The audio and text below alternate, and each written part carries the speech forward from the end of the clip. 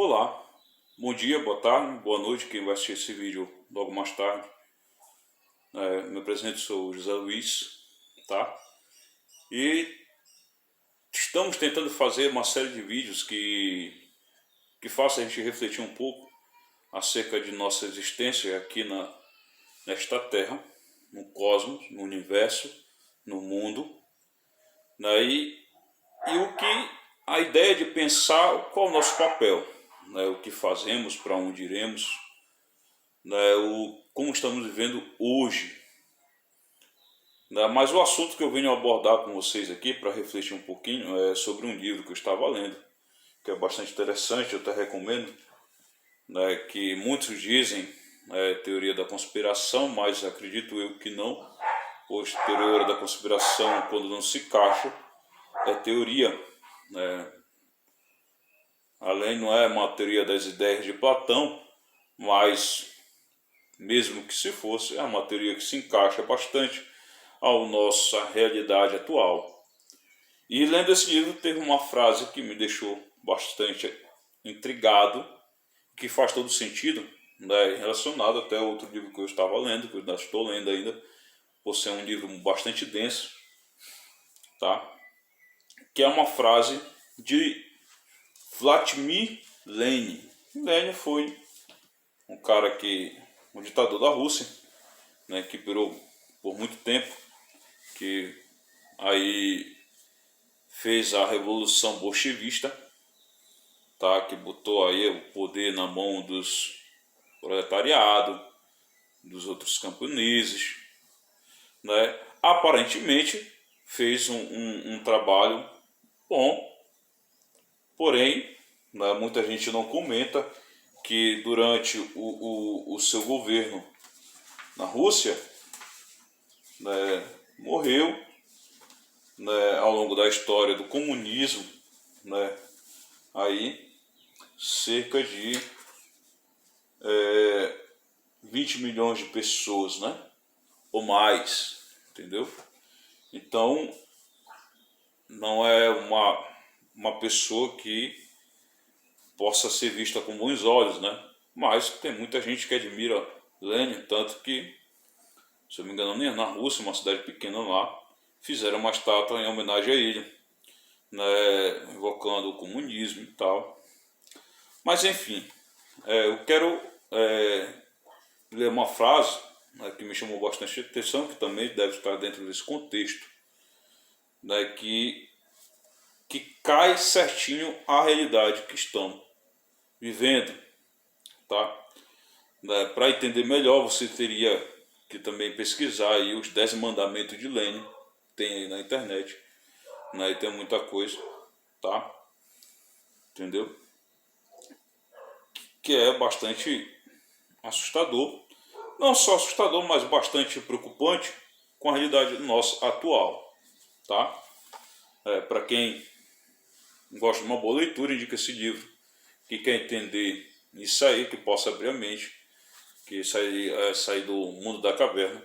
Aliás, o Brasil Paralelo fez um vídeo bastante interessante falando sobre o mito da caverna digital que vivemos em nossa realidade. Um desses livros que eu quero recomendar para vocês é do Alexandre Costa, O Brasil, a Nova Ordem Mundial, tá? Entendeu? E este aqui, ó, o livro negro do comunismo, crimes, terror e repressão, tá? Porque eu vou falar relacionado a isso. Segundo Vladimir Lenin, usaremos o idiota útil na linha de frente. Um idiota útil. Quem seria um idiota útil? Seria eu, você, aquele que compramos uma ideia de alguém, que fazemos desta ideia o nosso modo de vida, nosso projeto, ideologia. Até uma música do Cazuza, ideologia, eu quero uma para viver, tá? E continua, além dessa frase, incitaremos o ódio de classes. Tá? Isso aqui é bastante atual porque o que estamos vivendo? Tirar o ser humano e facetar todo o ser humano, dividindo eles em classes, como acontece na Índia, castas sociais: o branco, o preto, o pardo, o amarelo, o vermelho, o rosa, o arco-íris, o que for, o albino, por aí vai, tá? Só que esquecemos de uma lógica. Podemos falar de Aristóteles em outro vídeo sobre essa questão de lógica. Todo homem é ser humano. O negro é homem, logo ele é ser humano. Só que pegaram essa frase, né, todo ser humano tem algo que lhe distinguir, que tem uma cor, e começaram a dividir nossa sociedade, né? Primeiro já dividiram o ser humano, né, no homem e mulher. Para mim, o homem e mulher têm a mesma integridade, a mesma dignidade, a mesma beleza formada de Deus. Veio desta criação perfeita, tá? E também, para quem não acredita em Deus, né, é uma sincronia perfeita.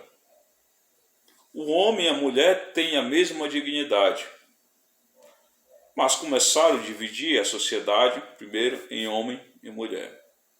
A mulher é isso, o homem é aquilo. O homem pode mais, a mulher não pode.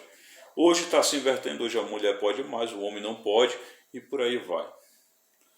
Está parecendo o ciclo de Hegel, né, que trabalhava a questão da tese, antítese e síntese ao longo da história. Ele vai 5 da história é disso. Hoje uma afirma, outra nega, e por aí vai, afirmação e negação ao longo da história, né? E citaremos ordem de classe. O que separaram o negro, o branco? E hoje, numa tentativa de unificar isso, fazer que acabe com essa segregação racial, de gênero, de linguística e por aí vai, dividiram ainda mais.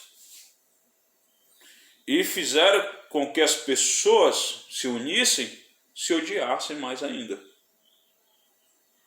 Tá? Por exemplo, se eu tenho uma opinião diferente de um negro, dentro de um contexto, dentro de um determinado momento, eles já apontam para a gente e dizem que você é racista. Se eu não concordo com uma certa ideia dentro de determinado ambiente, homofóbico, machista, e por aí vai. Né? Há essa divisão de classes. Para quê? Isso aí não é nada mais proposital. Né? Por exemplo, uma coisa que, meditando, a democracia não passa de uma ditadura velada. Mas temos a possibilidade de escolher. Mas para você escolher um candidato, né, ideal, né, dividir o quê? A população. Eu tenho meu candidato, você tem o seu. E enfim, a minha vontade individual está lá só pregoada numa pessoa. Aí mostra um individualismo que todos nós temos. Mas também isso aí é proposital, tá? Porque é mais fácil de nos controlar.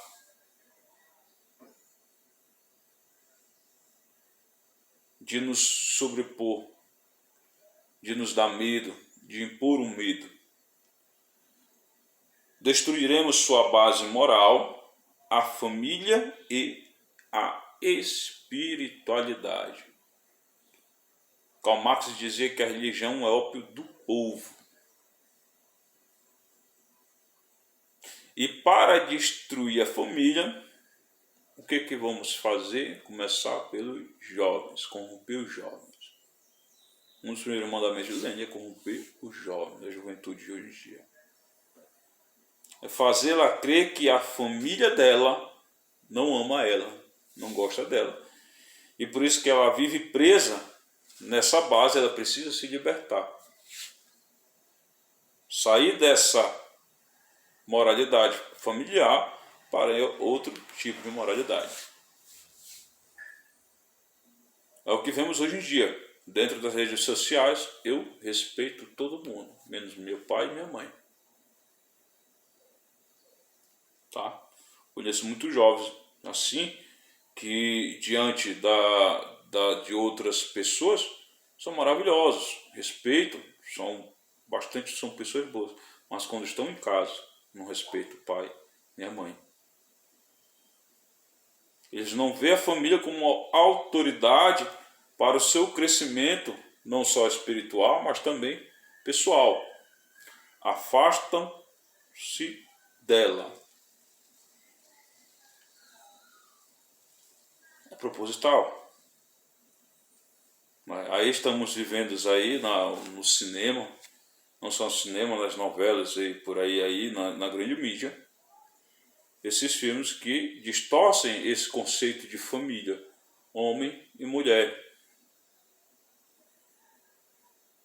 ou mulher e filha, pai e filho, porque muitos casais se separam e pessoas acabam criando seus filhos sozinhos e vice-versa, também família. Mas acabam destruindo também o seio das nossas amizades pessoais, que nos diálogos temos a capacidade de entender o nosso pensamento, de conversar numa roda de amigos e nos faz nos afastar de um dos outros. E quando você é contra esses tipos de situações que acontecem, ele fala, você não está conectado à nova realidade. E o que acontece? Comerão as migalhas que caíram de nossas mesas. O Estado será Deus. Essa ideia de que o Estado deve prover tudo, tenha cuidado. O Estado tem que dar, o Estado é isso, o Estado é aquilo. O Estado, no mínimo, deveria deixar de te atrapalhar e deixar você trabalhar, caminhar com as próprias pernas. Apenas facilitar um incentivo para que você pudesse produzir mais, ter uma qualidade de vida melhor. Mas não, o Estado tem que prover. O que fizeram nessa pandemia? Olha, percebam o que está acontecendo. Você pode ir numa festa sem máscara, se aglomerar, você pode fazer isso, mas você trabalhar não pode. Tem que usar máscara. Senão vamos cortar a sua economia. Você vai parar de vender, você vai parar de comprar. Não, mas aí numa festa não tem problema nenhum. O importante é você. No ato político, pode aglomerar, mas você não pode ir na igreja, aglomerar na igreja. Você não pode isso, você não pode aquilo. Para que depois, todo mundo está sem renda, vamos aqui criar um Bolsa Família, um Auxílio Brasil, para ajudar todo mundo. E esse povo vai ficar agradecido, olha, o Estado está me ajudando. Ainda fazer a propaganda de que eu estou fazendo algo pelo povo. Cuidado. Estão apenas nos utilizando como massa de manobra, que não é ajuda. São migalhas. Enquanto eles, os poderosos, estão se alimentando muito bem. E perceba que Lenin, aí eu recomendo esse livro para vocês lerem, fez exatamente isso. Gerando o quê? Na Rússia, fome, falta de provisões. Mas como assim? Tá? Vou contar só um exemplo que aconteceu com os gulags. né? Praticamente hoje ainda tem os gulags, mas é muito poucas, né? São jovens que ainda vivem, poucos ainda só que conseguiram resistir, né? Do coisa, mas praticamente foi uma parte disseminada pela peste, pela fome. E quem fosse contra as ideias, tá? É o que está acontecendo, a cultura do cancelamento. Vamos cancelar. Só que lá era cancelado totalmente, tá? Hoje em dia é só pela internet. Né? Se eu penso diferente, né, desse movimento, eu vou te cancelar, tá? Eu vou chamar de atitude racista, de homofóbico, vou destruir tua vida pessoal, te demitir, fazer tudo o que acontece contigo, mas vou te cancelar, tá? Expulsar os gulags das suas terras para introduzir o pessoal dele. Só que produziram uma galera que não sabia produzir. E se não há estímulo na produção, aí entra uma questão econômica. Outro dia a gente podia abordar um assunto sobre economia, né, um pouquinho aqui, para repensar o que é economia. Né? Parar de produzir. E nessa parada de produção, muita gente começou a passar fome. O pessoal do campo e o pessoal da cidade. Quem tinha sua terrinha para produzir alguma coisa e subir a produzir, longe do governo, escondido, conseguia viver bem, mas quem não tinha, ia passar fome. E muita gente morreu de fome. Né? E nesse livro aqui, que é interessante, foi feito por esquerdistas, né? Tem muitas situações aqui, ó. Muitas fotos que retratam essa calamidade, tá? Tem uma foto aqui de 1919 na Estônia, os bolcheviques que tentam se apoderar do poder e executam seus reféns escolhidos entre as elites. Agora que eu falei, né, que não aceitam as suas ideias, quem não tiver ideia vai contra, vai ser cancelado, tá? Porque é cancelado de verdade, tá? Não simples cancelamento, tá?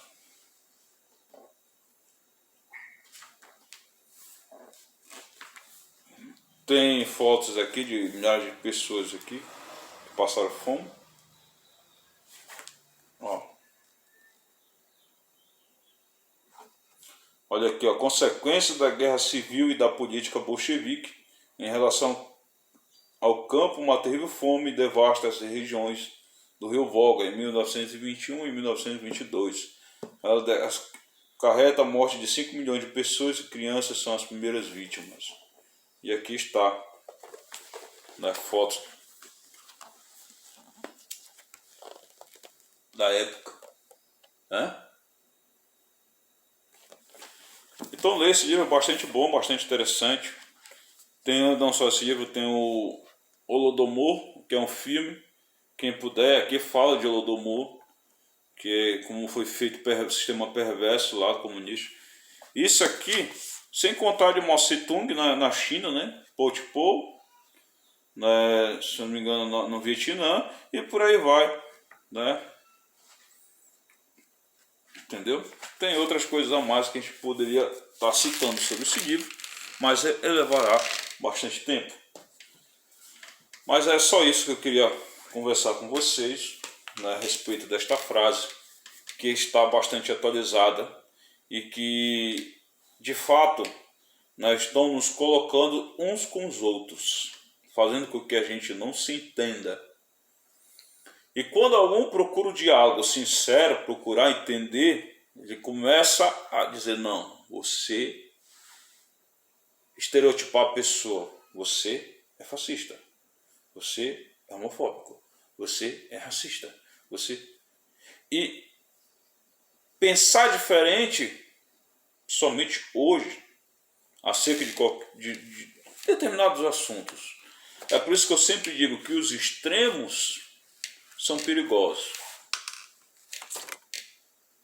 Os extremos são perigosos. A gente tem que buscar o equilíbrio. Nenhum, nem outro. Tem que buscar o equilíbrio. Sempre tentar entender os dois lados. Sempre tentar entender quem está na minha frente. Aí tem um livro que eu gosto de citar muito, porque é um livro que eu me identifico bastante, que é de Martin Buber, Eu e Tu. Ele fala assim, quando eu olho para o Tu, é o eu que eu vejo. Porque o Tu também tem carne, tem osso, tem espírito, tem alma, tem sentimento, tem razão. E muitas das vezes, pelos mesmos sofrimentos que eu sofro, tu também sofre. Ou seja, o tu é eu. Só que com pensamentos distintos. Mas estamos no mesmo barco. E é bonito pensar, por exemplo, num ponto de navegação. Eu nunca andei de navio, mas pelos que eu vejo nos filmes, né, e também nos estudos de livros, nós temos ali o capitão, temos o cara que cuida do leme, temos o cara que cuida dos maquinários, da âncora, ou seja, cada um com uma função diferente, mas todos no mesmo barco. Assim é a nossa vida. Cada um com um pensamento diferente, mas todos no mesmo barco. Se esse barco afundar, todos nós afundaremos. Portanto, espero que a partir desse vídeo a gente possa tentar entender o lado do outro, compreender mais, né? Porque é isso que estão fazendo com a gente, nos colocando uns com os outros. Tá? É o que aconteceu no passado, Torre de Babel. Estão querendo nos confundir. Ao que lá conta a história que Deus fez a confusão, trocou a língua de todo mundo. Tá? Porque quando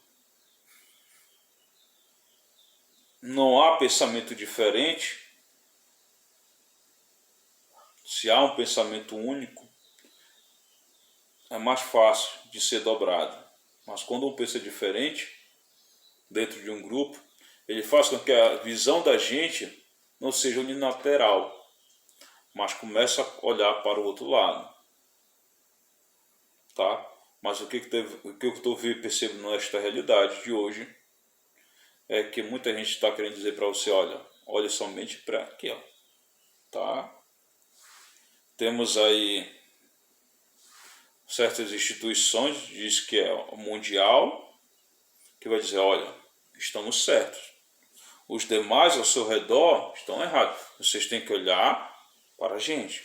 Temos que fazer o que estamos mandando, porque nós temos o poder nas mãos e o controle de tudo. Cuidado. Tá? Então é só isso, esse feedback. A gente poderia, talvez, outro dia tentar pensar mais alguma coisa. Aí deixa aí seu comentário, quem sabe o seu like, ou se não quiser não tem problema. Mas enfim, tentar pensar desta forma, dessa realidade que estamos vivendo hoje. Muito obrigado, bom dia, boa tarde, boa noite.